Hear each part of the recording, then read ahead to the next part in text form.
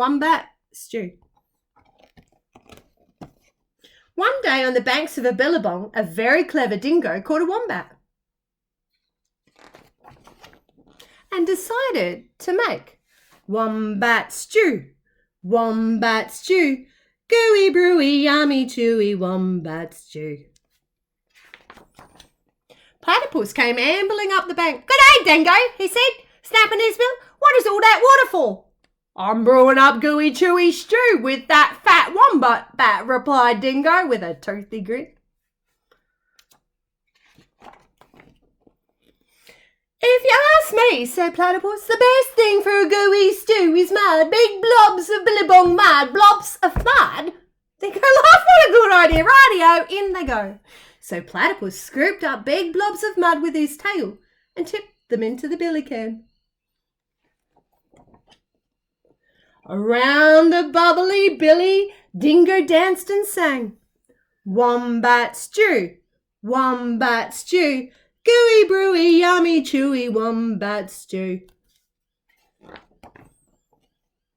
Waltzing out from the shade of the ironbarks came Emu. She arched her graceful neck over the brew. "Oh, Dingo," she fluttered, "what have we here?" "Gooey, chewy, wombat stew," boasted Dingo. "If only it were a bit more chewy," she sighed. "But don't worry, a few feathers will set it right." "Feathers?" Dingo smiled. "That would be chewy. Rightio, in they go."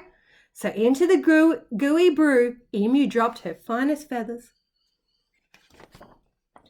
Around and around the bubbling billy, Dingo danced and sang. Wombat stew, wombat stew, crunchy munchy for my lunchy, wombat stew. Old Blue Tongue the lizard came sliding off his sun-soaked stone. "Dingo," he hissed, "there are no flies in this stew. Can't be wombat stew without crunchy flies in it."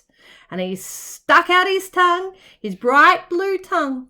"There's a lot to be said for flies," agreed Dingo, rubbing his paws together. "Rightio, in they go." So Lizard snapped 100 flies from the air with his long tongue and flipped them into the gooey, chewy stew. Around and around and around the bubbling billy, Dingo danced and sang. Wombat stew, wombat stew, crunchy munchy for my lunchy, wombat stew. Up through the red dust popped Echidna. "Wait a bit, not so fast, you bristles," shaking the red dust from his quills. "Now I'll be listening to all this advice and take it from me. For a munchy stew you need slugs and bugs and creepy crawlies." Dingo wagged his tail. "Why, I should have thought of that. Rightio, in they go." So Echidna dug up all sorts of creepy crawlies and dropped them into the gooey, chewy, crunchy stew. The very clever Dingo stirred and stirred, all the while singing, "Wombat stew, wombat stew, hot and spicy, oh so nicey, wombat stew."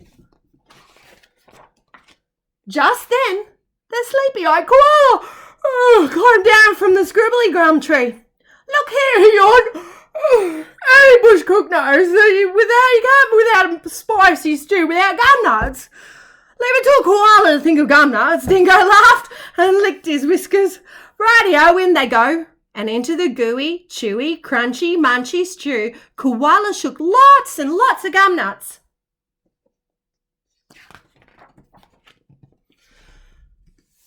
"Aha!" cried Dingo. "Now my stew is missing only one thing." "What's that?" asked all the animals. "That fat wombat." "Wait! Stop! Hang on, Dingo! You can't put the wombat in the stew yet."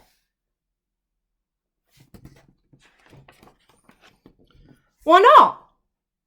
"You haven't tasted it." "Rightio, I'll taste it." And that very clever Dingo bent over the billy and took a great big slurp of stew. "Ah! I'm poison!" he howled. "You've all tricked me!" And he dashed away deep in the bush never again to sing. Wombat stew, wombat stew, gooey, brewy, yummy, chewy wombat stew. The end.